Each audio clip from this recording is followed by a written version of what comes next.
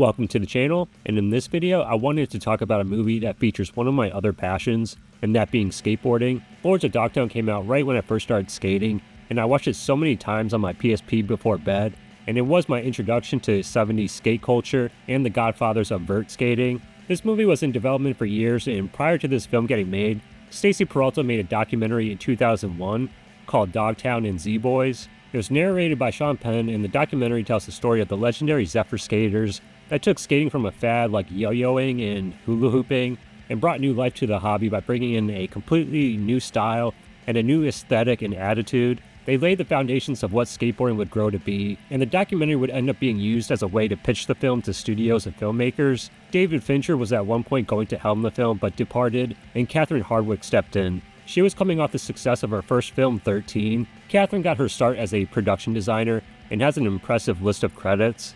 Her first credit was actually the 1980 skateboarding film Thrashin', starring Josh Brolin, and it featured Tony Alva as one of the antagonists in the film, and 20 years later she would direct a film about Tony Alva. Stacy Peralta wrote the script for the film and is probably one of the few instances where the screenwriter actually wrote the movie based on their life. The film still has fictionalized elements, and that's to be expected in any biographical film.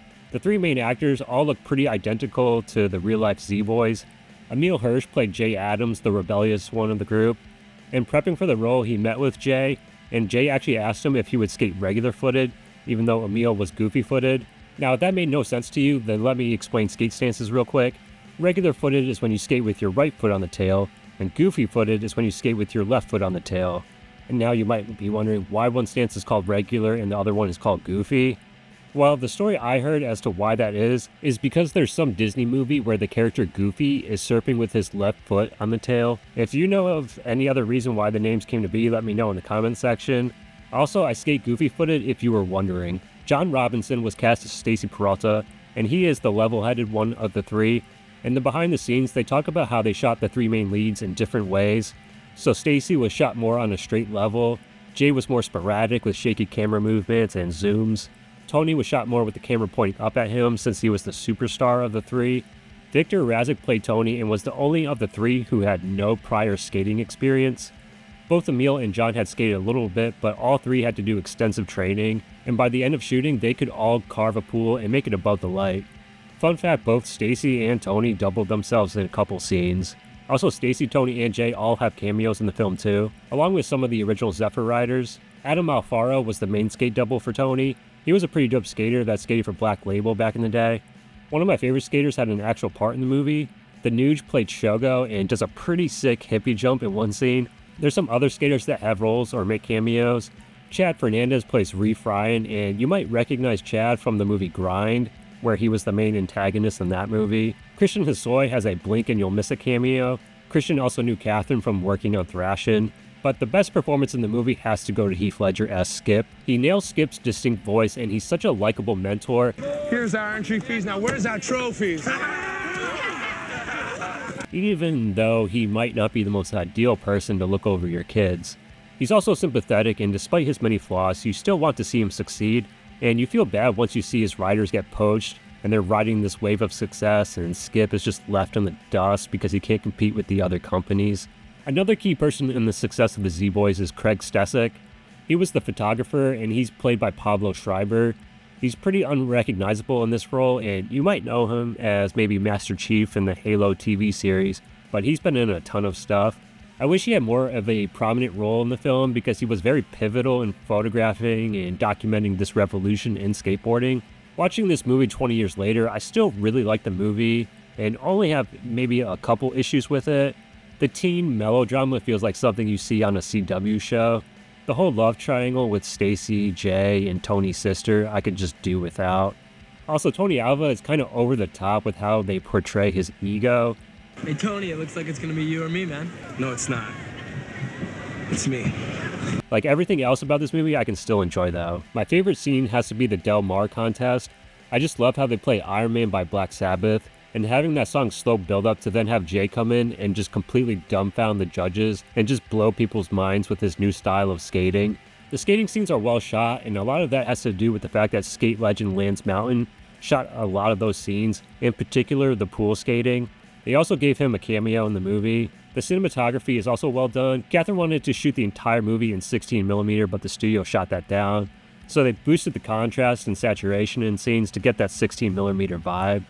They were able to shoot some scenes in 16mm and even some in 8mm. The movie could have easily have been more of a comedy like Grind, the other skateboarding movie that inspired me to get into skating, but this film does pull on my heartstrings, especially the ending with them reuniting to skate Sid's pool to show support for him as he's dying of brain cancer. It plays out like one last skate session before they all go their separate ways and enter their adulthood, and having the song Wish You Were Here close out the movie is a nice touch. That song is just sad as fuck though. The soundtrack for this movie is pretty great, and it introduced me to a lot of those bands from the 70s.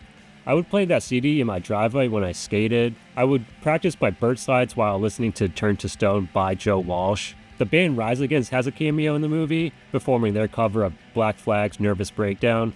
They would go on to cover another Black Flag song, Fix Me, for the Tony Hawk American Wasteland soundtrack. The movie was pretty split among film critics, and it wasn't very successful at the box office. But I bet the movie did well when it came out on DVD. I'm sure the movie has reached cult status by now. Mill Creek Entertainment put out this Blu-ray steelbook in 2023, and it was sold exclusively at Walmart. It ports over most of the special features from the DVD. It has the audio commentary and the 30-minute making-of featurette. I watched it, and hearing Heath Ledger speak in his Aussie accent was a little trippy because he sounds so similar to Chris Hemsworth.